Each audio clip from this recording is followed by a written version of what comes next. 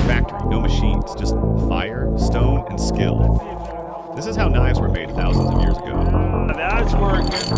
So I got a piece of leaf spring steel from a broken ATV trailer. We're gonna go ahead and heat that up. We're gonna try to turn it into a knife.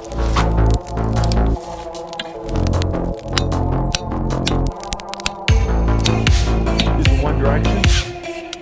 Turns out that's not true. Works a whole lot better if you do it in both directions.